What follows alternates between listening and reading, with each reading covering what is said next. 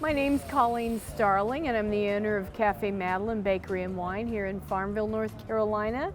I am the head baker, the owner, the manager, the head financial officer, and the CEO, and whatever you want to call me. Some croissants here. This is my favorite thing to make, a butter croissant. That's my very favorite thing. Now that we're in the fall season, it makes everybody think of warmer colors, of the earth and harvest, the fruits of the earth, apples, pumpkins, squashes, warming spices like cinnamon and nutmeg and cardamom and clove, anise, brown sugar. We are doing kind of fall flavored macarons. The favorites are the salted caramel, as usual. That's always a big seller. Lanoka Mocha always is a top seller because of our local coffee roastery, Lanoka Coffee Company. There's a lot of patience involved in this little cookie. What I've got here is egg white, which has been sitting out so it gets a little drier. You want to get the moisture out of it. And this is a mixture of granulated sugar and meringue powder. And then we want to foam up, froth up the egg whites just a little bit, break them down.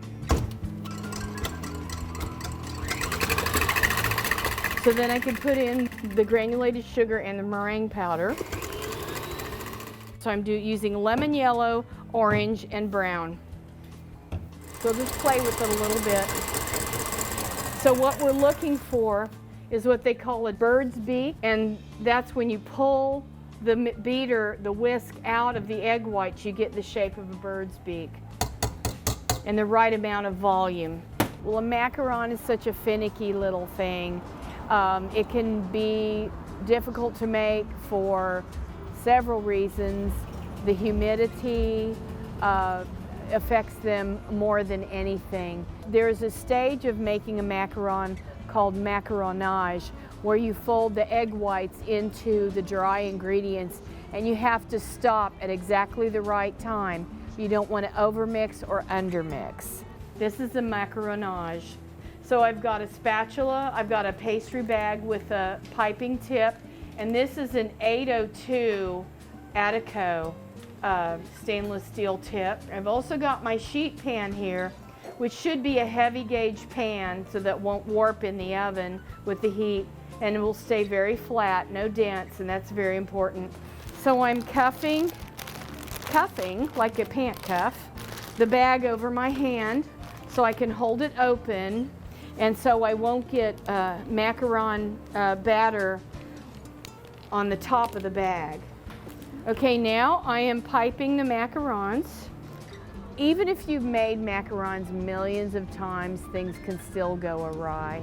You also have to make sure all of your equipment is grease-free.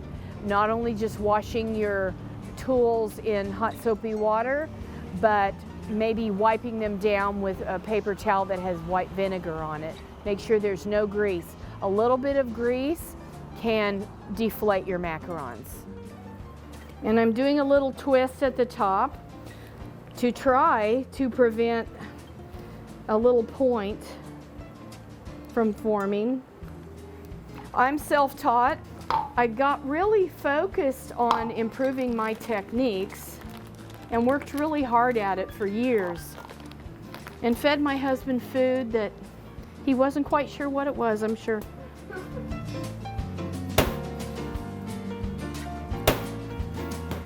And you're knocking bubbles out. But it's very humid, and I'm not having any fun with that.